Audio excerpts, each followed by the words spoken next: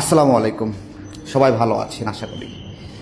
এখন পর্যন্ত সারা বিশ্বে বিশেষ প্রয়োজনে যে মানবিক করিডোরগুলো দেওয়া হয়েছে, সেটা ইউরোপের অঞ্চলে ইউক্রেনকে কেন্দ্র করে, বসনিয়াকে কেন্দ্র করে, সিরিয়া, লিবিয়া, অথবা আফগানিস্তান, অথবা ফিলিস্তিন, অথবা তুরস্ক, অথবা সিরিয়া, অথবা মিশর, কোনো করিডোর শেষ পর্যন্ত মানবিক করিডোর থাকে নাই।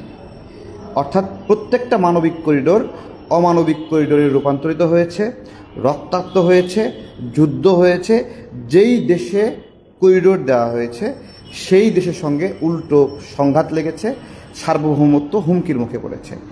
ডক্টর ইউনূস স্যারের সরকার যে মানবিক করিডোর দিয়েছে, আমাদের স্পষ্ট বার্তা আজকেও আমরা বলেছি, এটা বন্ধ করতে হবে, এখান থেকে ফিরে আসতে হবে। আমেরিকার দালালি করা যাবে না, ইসরায়েলের দালালি করা যাবে না, ইন্ডিয়ার দালালি করা যাবে না। আমরা এই মানবিক করিডোর কোনো রাজনৈতিক প্রক্রিয়া সমর্থন করছি না, এবং এই যে রাজনৈতিক দলগুলো সমর্থন করবে না এটা আমেরিকাও জানে, বাংলাদেশের জনগণ সমর্থন করবে না এটা জাতিসংঘ জানে। এটা জানে, এই জন্যই কি লুকোচুরি যে এই তো রাজনীতিবিদদের কাছে গেলেই তারা বাধা দেবে, জনগণের কাছে প্রকাশ করলেই সেটা বাধা দেবে। আমি একদিক থেকে পররাষ্ট্র উপদেষ্টাকে ধন্যবাদ জানাই যে তিনি সরল মনে, সহজ মনে এই মানবিক করিডোরের বিষয়টি ফাঁস করে দিয়েছেন, এবং প্রেস সচিবের কথায় নিন্দা জানাই, তিনি এখনও এটাকে লুকানোর চেষ্টা করেছেন। আজকে সবশেষে আবারও বলবো, এই মানবিক করিডোর নামের জাতিসংঘের, আমেরিকার, তাদের যে বাংলাদেশকে যুদ্ধক্ষেত্র হিসেবে বানানোর ষড়যন্ত্র, এখান থেকে সরে আসতে হবে। বাংলাদেশ কারো সঙ্গে যুদ্ধ করবে না। এখানে মায়ানমারের সাথে বাংলাদেশের ইন্টারেস্ট এমন কোনো বাধাগ্রস্ত হয়নি যে যুদ্ধ করতে হবে, এখন যুদ্ধ করে ক্ষয়ক্ষতি করতে হবে। এর দায় ডক্টর ইউনূস সরকার কিন্তু নেবে না। ভবিষ্যতে দীর্ঘমেয়াদী যে ক্ষতি হবে নেবে না, কারণ 2 দিন পর তো সে সরকারে থাকবে না। তাহলে এই ক্ষতির দায়টা কাদেরকে নিতে হবে? তো আমরা এই হারামি কার্যক্রম, এই বিশ্বাসঘাতকতা কার্যক্রম থেকে ফিরে আসার অনুরোধ করি, এবং অপ্রাপর সকল রাজনৈতিক প্রক্রিয়াগুলোকে বলবো, এইটাকে ঢাকা দেওয়ার চেষ্টা করবেন না। কিছু কিছু দল ঢাকা দেওয়ার চেষ্টা করছে। যেই ইস্যু এই মুহূর্তে জরুরি না, সেই ইস্যু নিয়ে কথা বলছে। হ্যাঁ, সেই ইস্যুকে এই ইস্যুর ওপর চাপায় দেওয়ার চেষ্টা করছে কৃত্রিমভাবে, লোক ভাড়া করে।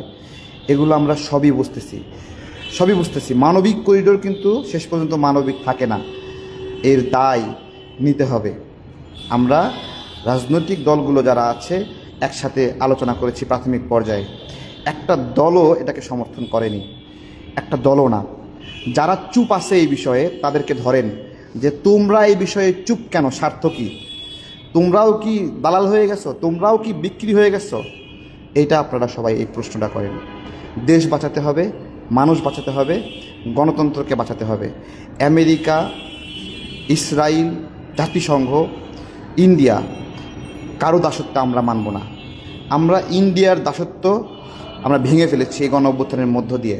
নতুন করে আরেকটা দাসত্বের মধ্যে ঢোকার জন্য না, ঢোকার জন্য না। এই দক্ষিণ এশিয়ার দেশগুলো আমরা ভালোই আছি, এখানে আমেরিকার এসে পাকনামি করার দরকার নাই। আমেরিকার দালাল যারা আছে, জাতিসংঘের দালাল যারা আছে, তাদেরকে বলি যে মুখোশ উন্মোচন হয়ে যাচ্ছে, কিন্তু মুখোশ উন্মোচন হয়ে গেছে। দেশকে একটু যদি ভালোবাসেন আপনারা এখান থেকে ফিরে আসবেন, দেশের মানুষ পাশে থাকবে। আর দেশের মানুষের বিরুদ্ধে গিয়ে জোর কইরা আপনি যে ওয়াদাবদ্ধ বা কমিটমেন্ট থাকার কারণে দেশের বিরুদ্ধে কাজ করবেন, ওইটা আমরা ঠেকাতে পারবো বলে আমরা মনে করি। ভারতের দাসত্ব থেকে বের হতে পারছে দেশের মানুষ, ভারতের এইটাও বের হতে পারবে। লিফটের অপেক্ষায় ছিলাম। ভালো থাকবেন, বিদায় নিচ্ছি। আসসালামু আলাইকুম।